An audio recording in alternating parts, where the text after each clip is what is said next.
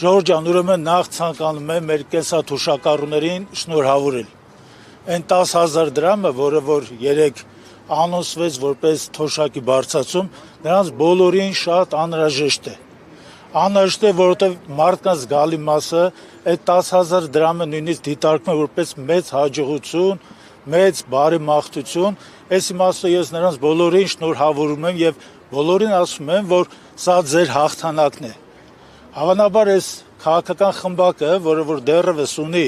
այդպիսի կաշառքներ, ընտրակաշառքներ բաժանելու դեռևս լիազորություն, հնարավորություն, նրանք չեն ճանապարհորդում մարզերում, քաղաքներում, գյուղերում։ Ուրեմն Արթիկից միջև Լոռի, Լոռից միջև Տաուշ, Տաուշից միջև Սիսիան, մնացած Արտաշատ, Արարատ, մնացած բոլոր մարզերը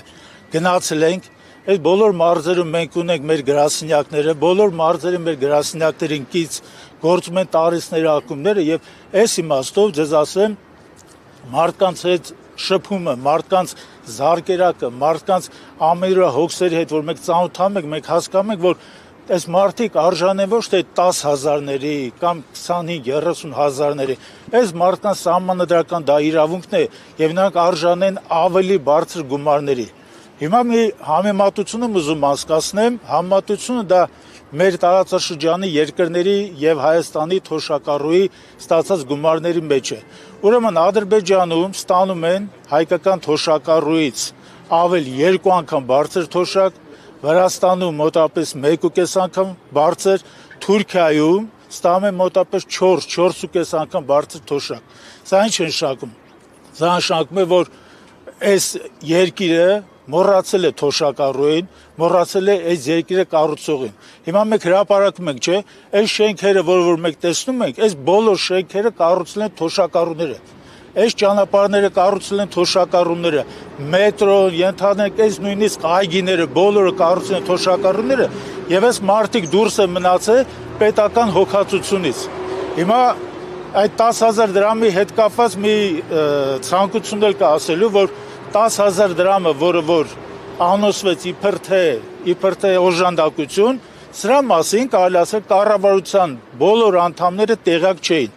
Ընդամենը 1-2 օր առաջ աշխատանքի եւ սոցիալական հարցերի նախարար այդ երիտասարդը պնդում էր, որ թոշակ ովքեր պահանջում են բարձրացնելը, նրանք պոպուլիստներ են, նրանք խաբում են ժողովրդին, նրանք բյուջեի ծախսերի տեղը չգիտեն, նրանք սա չգիտեն մնացածը, բայց ես հավատացնում եմ, որ այս մեր պահանջը, որ 50%-ով բարձրացնենք թոշակները եւ յուրաքանչյուր տարի մենք ինդեքսավորում կատարենք, սա հստակ հաշվարկված էր։ Հստակ հաշվարկված էր սրա տակ կար պլանային տնտեսագիտական ֆինանսական հիմնավորումներ եւ այս իմաստով մեր պահանջը ոչ թե պոպուլիզմ էր, դա հիմնավորված պահանջ էր եւ այդ հիմնավորված պահանջին, երբ որ միացավ մեր ժողովրդի թոշակառուների, նրանց ընտանիքների, երիտասարդների կամքը, մենք կհասնենք հաջողության։ Սա ընդամենը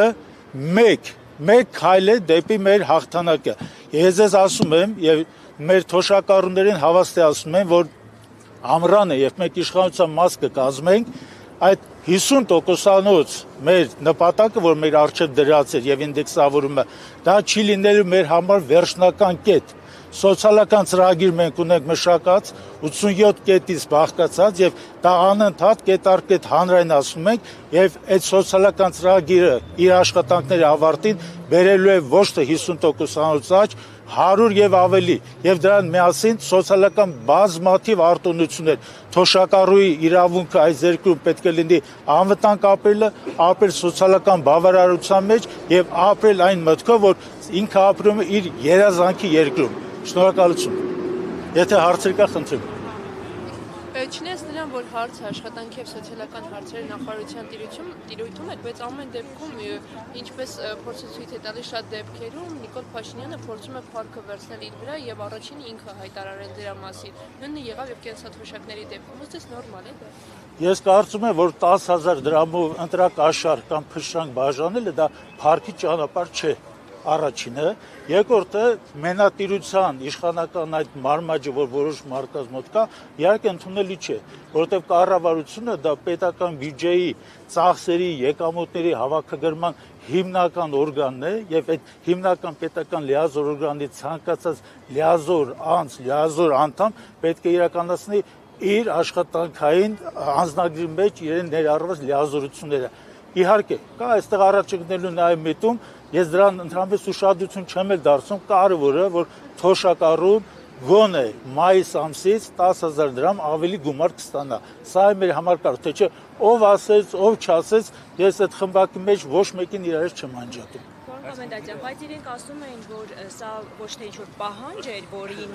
իրենք գնացել են եւ վերանայել են իրենց քաղաքականությունը կենսաթոշակային, այլ ուղղակի գնաճը այն աստիճանի էր, որ իրենք այդ գնաճից մաս են հատկացրել 10,000 դրամ ավելացնելու։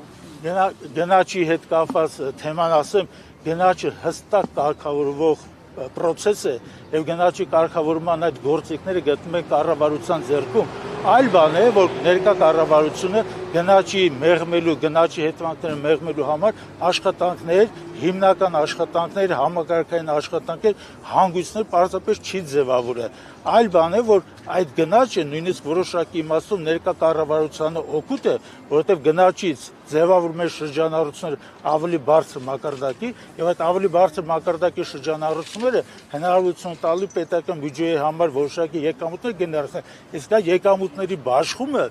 ես կարող եմ ասել, որ արդարացի չէ եւ որպես հիմնավորում մենք կարող ենք ներկայացնել ձմռանը դեկտեմբեր ամսին բաժանված այդ միլիարդավոր պարգևավճարները, որոնք կարող եմ ասել ընդհանրապես տեղին չէին եւ կարող են գոնե 1-0-ով պակաս լինել։ Տնտեսական աճին էլ էին իրենք վերագրում, որ սա իրենց լավ աշխատանքի արդյունքն է, տնտեսական աճային աստիճանի է հասել, որ նրանք այդ աճից մտածել են, որ հաշվարկ են արել, որ կարելի է, բայց իրենք հաշվարկ նույնիսկ չէին էլ արել, որովհետև երեք առաջին անգամ Գևորգ Պապոյան ասաց, հաշվելով մտքում եւ ասաց, որ 75 միլիարդ տարեկան փաստորեն լրացուցիչ բան է, ծախս է դառնում։ Ընդամենը օրեր առաջ նույն կառավարության մյուս անդամը, որը ավտոմեքենայից սալոնից ինչ-որ սրտիկներ ուղարկելու կամ երկի անհաջող փորձեր է կատարում, պնդում էր, որ ընդհանրապես ոչ մի կոպեկ չկա թոշակները բարձրացնելու կամ հետվճարի տոկոսը բարձրացնելու։ Կարծում իրենց հաշվարկների վրա ծանրանալը անիմաստ է, որովհետև այդ հաշվարկների տակ չկա իրական թվեր, ասում եմ չկա, որովհետև եթե հիմք են ընդունում տնտեսական աճը, ապա մենք նախորդող տարիներից մեկում ունեցել ենք ավելի բարձր տնտեսական աճ եւ միգուցե այդ տարի բարձրացնեն եւ միգուցե թոշակառուների արժեվ ներողություն խնդրեն, որ այդ տարիներին թոշակները չեն բարձրացել։ Եվ չունեք մտավախություն, որ նրանց այն հաշվարկները, որ այսպես դեռ լողում են, լղոզած, ոչինչ հայտնի չէ, այդ հաշվարկը ոնց են անելու, ում նկատմամբ են անելու, կենսաթոշակային որ խավի նկատմամբ են անելու,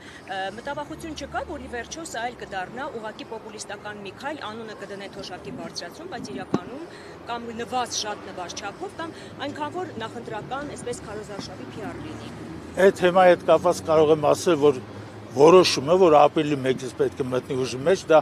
նոր մայիսի 1-ին կդառնա կոնկրետ գումար թոշակառուի դրամապանակում, այդ առաջին։ Երկրորդ 10,000 դրամը այն ողորմելի գումար է, եւ այդ ողորմելի գումարի շուրջ ինչ որ կասկածներ ունենալ, որ կտան, չեն տա, ոնց կլինի, ինչ կլինի, սա ընդհանրապես կարելի է չքննարկել։ Սա ողորմելի գումար է, որովհետեւ թոշակառուների զգալի մասը կոմունալ ծախսերը նույնիսկ չեն կատարում։ Սառող բնակարաններում հավաքում իրար գլխի, որպեսզի գնան հետվճարը կոպեկներ վաստակեն, 3,000, 4,000 դրամ կոպեկներ վաստակեն, որպեսզի իրենց ընդհանրենք անկախի կառույցի մեջ իրականացվող ծավալը գոնե բարձրանա։ Հասկանում եմ արդյոք 20%-ը նրանց առողջային տարածքներում պարզապես վազքի հնարավորություն է տալ ընդամենը։ Բայց կանխատեսումներ ունեք, որ այդ 10,000 դրամը քվե կդառնա։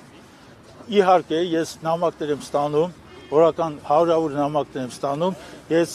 չեմ ուզում խոսամ անեծքների մասին, հայհոյանքների մասին, ժողովրդի մեծ մասը, թոշակառուների մեծ մասը, նրանք պնդում են, որ դրանով իրենց ձայնը չեն գնելու։ Այս ժողովուրդը այս երկիրը ստեղծել է, այս երկիրը պահել է, աշխատել է եւ մի բան էլ ձեզ ասեմ, վերջին օրերին մենք նախկին խոշոր արդյունաբերական հանգույցների թոշակառուների հետ ենք շփվում, բոլորը միաձայն պնդում են, որ երկրում այդ 10,000 դրամ կամ 5%, 10%, 20% բարձրացնելը դա դեղին դարման չէ։ Պետք են համակարգային փոփոխություններ եւ կարծում եմ համակարգային փոփոխությունները կլինեն ամառվա կեսերից։